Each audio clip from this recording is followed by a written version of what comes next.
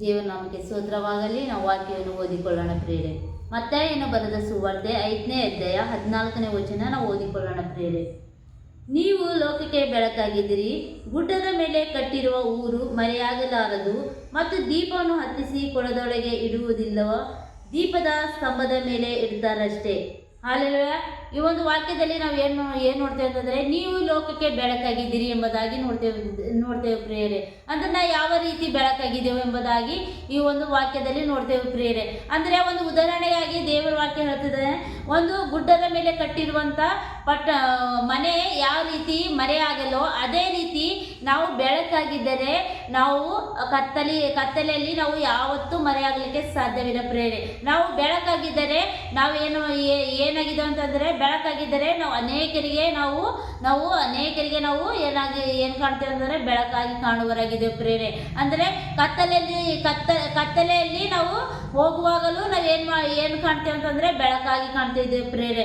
ಅಂತಂದರೆ ಈಗ ರಾತ್ರಿಯಲ್ಲಿ ನಾವು ನೋಡ್ತೇವೆ ಪ್ರೇರೆ. ಅಂದರೆ ಇಡೀ ಲೋಕವೆಲ್ಲ ಕತ್ತಲಾಗಿದ್ದರು, ರಾತ್ರಿ ಟೈಮ್ ಕತ್ತಲಾಗಿದ್ದರು, ಒಂದು ಯಾವುದಾದ್ರೂ ಒಂದು ಸಣ್ಣ ಬಲ್ಪ್ ಹಾಕಿದ್ರು ಅದು ಏನಾಗ್ತದೆ ಅಂತಂದರೆ ಆ ಒಂದು ಕತ್ತಲೆ ಲೋಕದಲ್ಲಿ ಅದು ಆ ಒಂದು ಬಲ್ಪ್ ಏನಾಗಿ ಕಾಣ್ತದೆ ಅಂತಂದರೆ ಬೆಳಕಾಗಿ ಕಾಣ್ತದೆ. ಆ ರೀತಿ ನಿಮ್ಮ ಜೀವಿತ ಒಂದು ದೇವರ ಯೇಸು ಸ್ವಾಮಿ ಏನು ಮಾಡಿದಾನೆ ಅಂತಂದರೆ ಬೆಳಕಾಗಿ ನಮ್ಮನ್ನು ಮಾಡಿದ್ದಾನೆ ಪ್ರೇರೆ. ಈ ವಾಕ್ಯದಲ್ಲಿ ನಾವು ನೋಡ್ತೇವೆ ಅಂತಂದರೆ, ನೀವು ಲೋಕಕ್ಕೆ ಬೆಳಕಾಗಿದ್ದೀರಿ ಅಂತಂದರೆ ಇಡೀ ಲೋಕಕ್ಕೆ ಅಂತಂದರೆ ಒಬ್ರಿಗಿಲ್ಲ, ಇಬ್ಬರಿಗಿಲ್ಲ, ಒಂದು 10 ಜನಕ್ಕಿಲ್ಲ ಪ್ರಿಯರೇ. ಅಂದರೆ ಇಡೀ ಲೋಕಕ್ಕೆ ನಾವು ಏನಾಗಿದೆ ಅಂತಂದರೆ ಬೆಳಕಾಗಿದ್ದೇವೆ ಪ್ರಿಯರೇ. ಯಾವಾಗ ನಾವು ಬೆಳಕಾಗಲಿಕ್ಕೆ ಸಾಧ್ಯವಾಗ್ತದೆ ಅಂದರೆ ನಾವು ಯೇಸು ಸ್ವಾಮಿಯಲ್ಲಿ ಇದ್ದಾಗ ಮಾತ್ರ ನಾವು ಲೋಕಕ್ಕೆ ಬೆಳಕಾಗಲಿಕ್ಕೆ ಸಾಧ್ಯವಾಗ್ತದೆ ಪ್ರಿಯರೇ. ಈ ಒಂದು 14ನೇ ವಚನದಲ್ಲಿ ನಾವು ಮತ್ತಾಯ ಬರೆದ ಸುವಾರ್ತೆ 5:14ನೇ ವಚನದಲ್ಲಿ ನಾವು ಈ ರೀತಿ ನೋಡ್ತೇವೆ ಪ್ರಿಯರೇ. ನೀವು ಲೋಕಕ್ಕೆ ಬೆಳಕಾಗಿದ್ದೀರಿ ಅಂದರೆ ಯಾವ ರೀತಿ ನಾವು ಬೆಳಕಾಗಿದ್ದೆವು ಅಂತಂದರೆ, ಕತ್ತಲೆಯಲ್ಲಿರುವಂಥ ಜನರ ಮಧ್ಯದಲ್ಲಿ ಅಂತಂದರೆ, ಕತ್ತಲೆ ಅಂತಂದರೆ ಆ ಒಂದು ಪಾಪದಲ್ಲಿ ಕೃತ್ಯದಲ್ಲಿ ಇರುವಂಥ ಜನರ ಮಧ್ಯದಲ್ಲಿ ನಾವು ಏನಾಗಿದೆ ಅಂತಂದರೆ ಬೆಳಕಾಗಿದೆ ಅಂತ ಪ್ರೇರೆ. ಯಾವಾಗ ನಾವು ಬೆಳಕಾಗಿರ್ಲಿಕ್ಕೆ ಸಾಧ್ಯವಾಗ್ತದೆ ಅಂದರೆ ಯೇಸು ಕ್ರಿಸ್ತನನ್ನು ನಾವು ಹಿಂಬಾಲಿಸಿದಾಗ ಮಾತ್ರ ಪ್ರೇರೆ.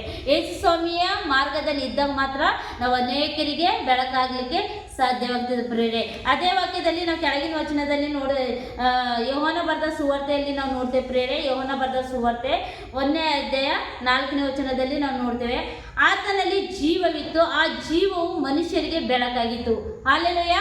ಯಾರಲ್ಲಿ ಜೀವ ಇತ್ತಂದರೆ ಯೇಸು ಸ್ವಾಮಿಯಲ್ಲಿ ಏನಾಗಿತ್ತು ಅಂತಂದರೆ ಜೀವ ಇದ್ದಿತ್ತು ಪ್ರೇರೆ. ಆ ಜೀವ ಮನುಷ್ಯರಲ್ಲಿ ಏನಾಗಿತ್ತು ಅಂತಂದರೆ ಬೆಳಕಾಗಿತ್ತು ಪ್ರೇರೆ. ಅಂತಂದರೆ ಯಾವಾಗ ನಾವು ಲೋಕಕ್ಕೆ ಬೆಳಕು ಕಾಣಿಸ್ತೇವೆ ಅಂತಂದರೆ ನಾವು ಯೇಸು ಸ್ವಾಮಿಯಲ್ಲಿ ಇದ್ದಾಗ ಮಾತ್ರ ನಾವು ಬೆಳಕಾಗಿ ಕಾಣಿಸ್ಲಿಕ್ಕೆ ಸಾಧ್ಯವಾಗ್ತದೆ. ಈ ಒಂದು ಕೆಳಗಿನ ವಚನದಲ್ಲಿ ನಾವು ನೋಡ್ತೇವೆ, ಆ ಜೀವವು ಮನುಷ್ಯರಿಗೆ ಬೆಳಕಾಗಿತ್ತು, ಆ ಬೆಳಕು ಕತ್ತಲಲ್ಲಿ ಪ್ರಕಾಶಿಸುತ್ತದೆ ಅಂತ. ಹಾಲೆಲೂಯಾ. ಅಂದರೆ ಯಾವಾಗ ಒಂದು ಕತ್ತಲೆಯಲ್ಲಿ ಆ ಬೆಳಕು ಪ್ರಕಾಶಿಸ್ತದಂತಂದರೆ ನಾವು ಯೇಸು ಸ್ವಾಮಿಯಲ್ಲಿ ಇದ್ದಾಗ ಮಾತ್ರ ಪ್ರೇರೆ. ಯೇಸು ಸ್ವಾಮಿ ಏನಾಗಿದ್ದನಂದ್ರೆ ಜೀವವಾಗಿದ್ದನು ಪ್ರೇರೆ.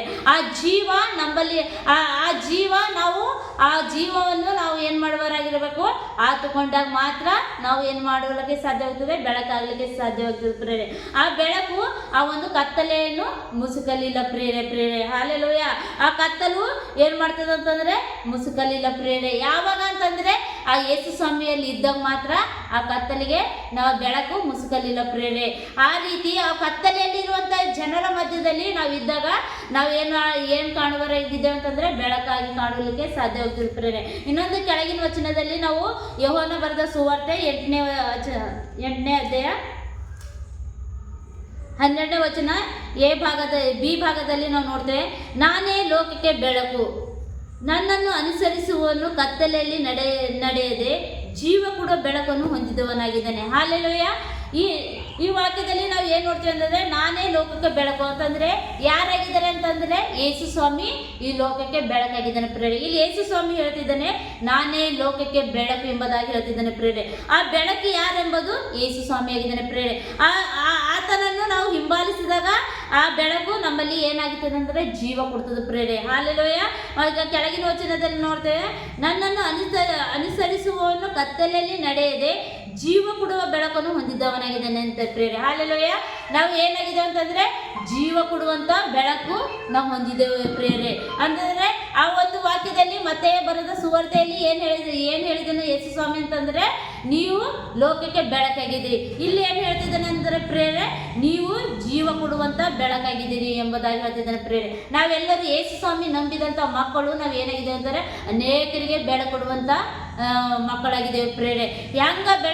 ಹೇಗೆ ಬೆಳಕು ಕೊಡ್ತೇವೆ ಅಂತಂದ್ರೆ, ಅನೇಕರು ಕೆಟ್ಟು ಹೋಗಿರುವಂತ ಲೋಕದಲ್ಲಿ ನಾವು ಅನೇಕರು ಕೆಟ್ಟು ಹೋಗಿರುವಂತ ಜನರನ್ನು ನಾವು ದೇವರ ಕಡೆಗೆ ನಡೆಸುವುದೇ ಅವರಿಗೆ ಏನಾಗಿದೆ ಅಂತಂದ್ರೆ ಒಂದು ಸತ್ಯದ ಮಾರ್ಗದಲ್ಲಿ ನಡೆಸುವುದೇ ನಾವು ಏನಾಗಿದೆ ಅಂತಂದ್ರೆ ಬೆಳಕು ಕೊಡುವಂತದ್ದಾಗಿದೆ ಪ್ರೇರೆ.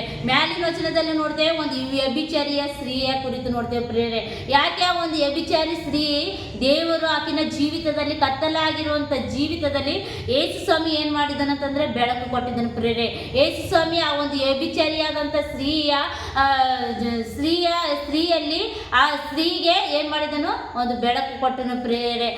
ಆಕೆಯ ಪಾಪವನ್ನು ಕ್ಷಮಿಸಿ ಆತ ಒಂದು ಒಳ್ಳೆಯ ಮಾರ್ಗವನ್ನು ತೋರಿಸಿ ಆ ಒಂದು ವ್ಯಭಿಚಾರಿ ಸ್ತ್ರೀಗೆ ಏನ್ ಮಾಡಿದನು ಯೇಸು ಸ್ವಾಮಿ, ಬೆಳಕು ಕೊಟ್ಟಿದ್ದನು ಪ್ರೇರೆ. ಆ ಒಂದು ಕತ್ತಲೆಯಲ್ಲಿರುವಂತ ಸ್ತ್ರೀಯನ್ನು ದೇವರ ಮಾರ್ಗದಲ್ಲಿ ನಡೆಸುವುದನ್ನು ಕಲಿಸಿಕೊಟ್ಟನು ಪ್ರೇರೆ. ಅದೇ ರೀತಿ ನಿಮ್ಮನ್ನು ಈ ಒಂದು ಲೋಕದಲ್ಲಿ ಯೇಸು ಸ್ವಾಮಿ ನಮ್ಮನ್ನು ಇಟ್ಟಿದ್ದಾನೆ ಪ್ರೇರೆ.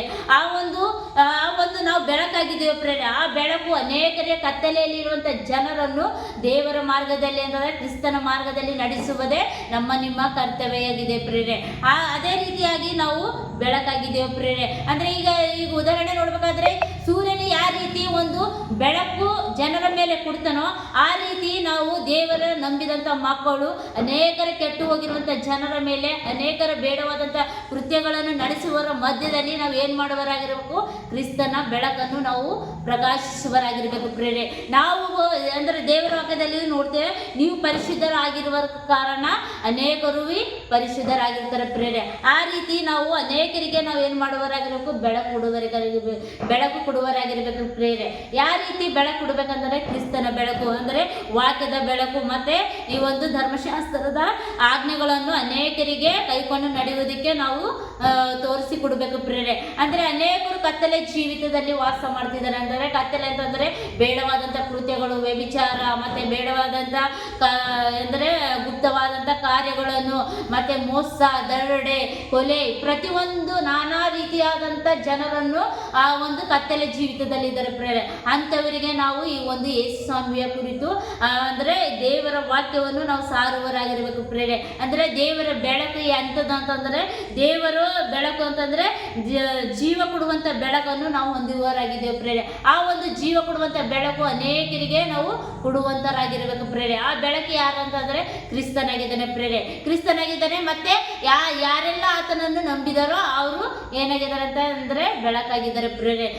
ನೀವು ಏನಾಗಿದ್ದೇವೆ ಅಂತಂದ್ರೆ ಆತನನ್ನು ಅನುಸರಿಸುವವರು ನಾವು ಲೋಕಕ್ಕೆ ಬೆಳಕು ಕೊಡುವರಾಗಿದ್ದೇವೆ ಪ್ರೇರೆ. ಆ ಬೆಳಕು ಅನೇಕರಿಗೆ ಕೊಡುವಂತರಾಗಿರ್ಬೇಕು ಪ್ರೇರೆ. ಈ ವಾಕ್ಯವನ್ನು ದೇವರು ತಾನೇ ಆಶೀರ್ವಾದ ಮಾಡಲಿ. ಆಮೇಲೆ